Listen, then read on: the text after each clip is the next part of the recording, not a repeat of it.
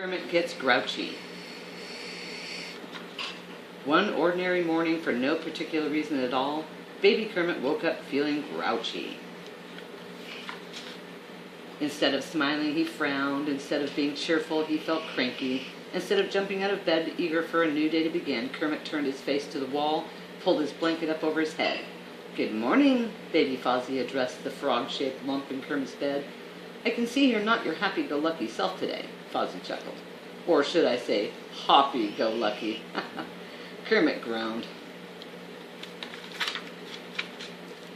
"Kermit has awakened in a grouchy mood," Baby Piggy observed. "Oh well, it happens to the best of us, even to me." "Let's not disturb him," Ralph said, or suggested. Baby Gonzo agreed. "When Camilla is in a foul mood, I leave her alone. And in no time at all, she feels better." It seemed like a very good idea, so the babies tiptoed away. A few minutes later, Kermit peered out from under his blanket. He didn't understand why his friends had left him alone. They were just trying to help, but Kermit felt deserted. "How would they feel," he grumbled irritably, if they looked up and found me gone?" "Humph," Kermit went on. "I'd rather be alone anyway. I'd rather be alone and far, far away from friends who like me only when I wake up grinning from ear to ear. Far, far away." It seemed like a very good idea.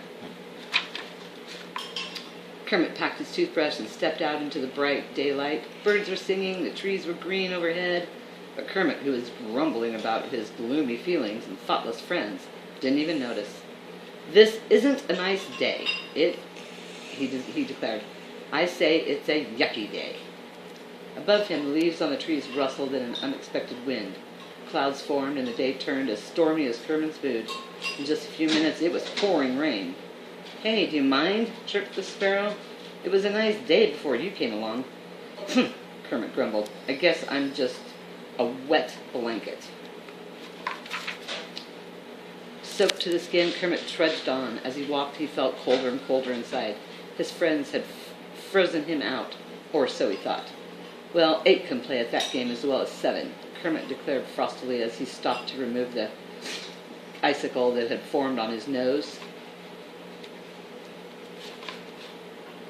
Kermit felt like throwing something. He wanted to throw something as far and hard as he could, so he reached down to pick up a smooth black stone.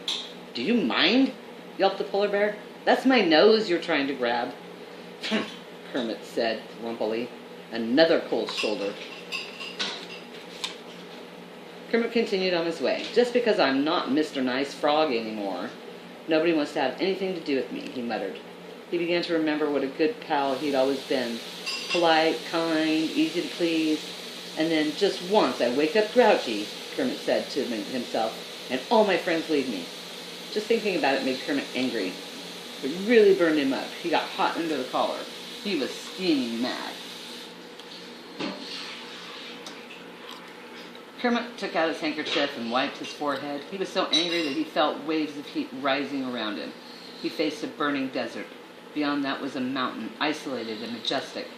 The mountain towered halfway to the sky. It would be the perfect place to be alone. The sand beneath Kermit's feet was as hot as his temper. He hopped from dune to dune as quickly as he could. Suddenly, one of the dunes rose out of the sand. "Hey, hop off the hump, okay?" the camel hissed, staring hard at Kermit. "Hump? Huh. I know what I'm not wanted," Kermit replied, hopping away.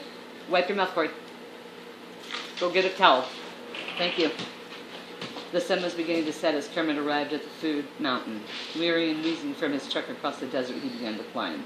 He desired to be alone, keeping him going until he reached the peak. "Alone at last," he shouted, shouted Kermit as night fell. "Not so fast," bleated a bearded old mountain goat. "You happen to be standing in my living room."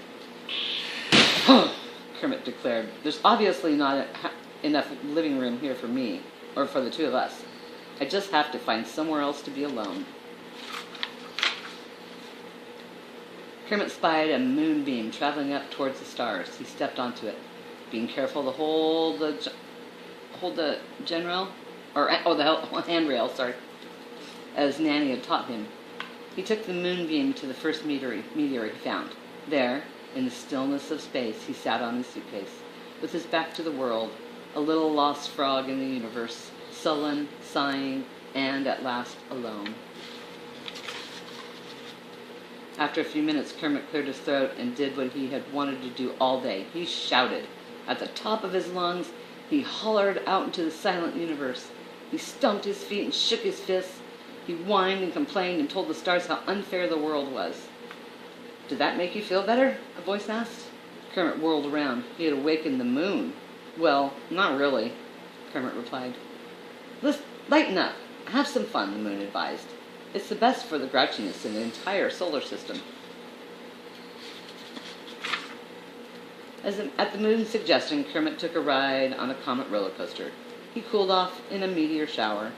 Then he hopped from star to star and made a big splash in the Little Dipper. He began feeling like his old self again. Kermit turned to thank the moon, but it had already faded. It was the dawn of a new day. It was time to get back to the nursery now. But how? There were no more moonbeams to ride. Suddenly, the star Kermit was standing on began to move. He spied a pair of leather reins, decorated with tinkling silver bells. He took a hold of the reins just as the bright tail of light exploded from the star. Like a space cowboy standing on the back of a bucking bronco, Kermit held tightly to the reins and rode that shooting star all the way to Earth. He landed with a thud right back in his own bed. When he sat up smiling, Fozzie and Piggy wandered over, looking very glad to see him. "Tell me something," Kermit said to them. "Are you glad to see me just because I'm not grouchy anymore?" "Of course not," said Fozzie. "We're glad to see you anytime, any way you feel. No kidding. Everyone gets grouchy sometimes, Kermit," Piggy pointed out. "Even you." "That's true." The end.